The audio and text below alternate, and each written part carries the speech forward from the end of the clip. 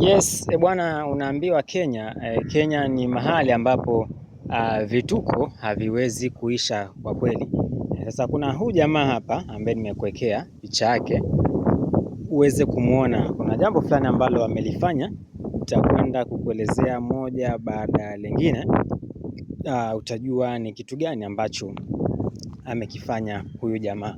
Pichani hapo nadhani unaona ni kama mbwa hivi. Kuna mbwa ambaye yuko hapo kwenye hiyo picha lakini wengi wanasema kwamba huyo sio mbwa, wengi wanasema huyu ni chui. Bwana, kiukweli tu nikueleze kinagaubaga mtazamaji,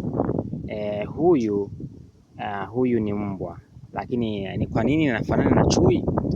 Nitakwenda kukueleza ni kwa nini anafanana na chui, japokuwa wengine wanasema kwamba anafanana na tiger. Nitakwenda kukueleza kila kitu, lakini kabla sijakuelezea, ningependa uweze kusubscribe kwenye channel hii ya Siasa Tamu Media.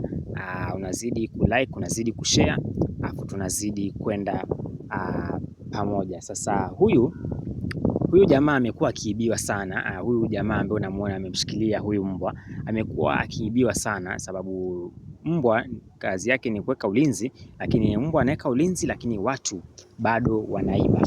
Sasa huyu mwamba ama huyu jamaa akafikiria, mimi nitakuja na idea gani?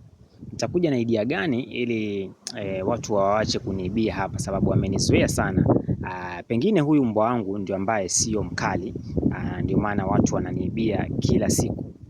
Jamaa akaja na idea yake hapa, akasema kwamba wacha niweze kumpaint huyu ama kumchora ama kumrembesha huyu mbwa wangu awe anafanana na chui ama anafanana na tiger. Si unajua mtu akimwona chui, mtazamaji, acha kama ni wewe lazima uweze kukimbia. Ukimwona chui ama ukimwona simba, lazima tu utakimbia, sababu unajua wale ni wanyama hatari sana ambao wanapatikana msituni na huwa hawacheki na yoyote. Kuna baadhi ya watu wanasema ukikutana na chui jifanye kama mkubwa hivi, inama alafu furisha mabega alafu toa macho.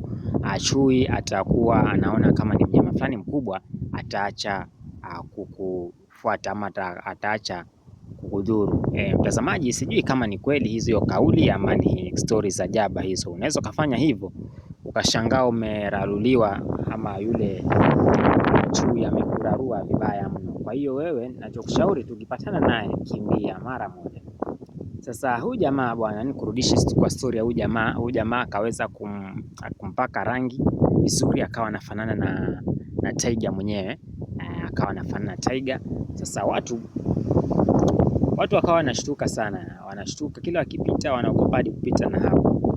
Ndipo sasa serikali ikabidi iingilie kati, sababu majirani waliuliza sana, walipiga kelele sana mpaka habari hizi zikafika polisi. Sasa polisi wakadhani ni kwamba kuna mshikaji ambaye ameiba chui kutoka msituni na anamfuga nyumbani. Wakaja mbio kufika pale kwa ule jamaa, wakakuta kumbe ni mbwa tu wa kawaida. Ni jamaa amejifanya mjanja tu, ametumia ujanja wake ili kuwatishia majirani zake waache kumwibia. Bwana, ni hayo tu nilikuwa nakujuza, lakini usisahau kusubscribe na uzidi kulike na share pia kwa ndugu zako ambao pia nao wangependa kuzipata habari hizi za Siasa Tamu Media.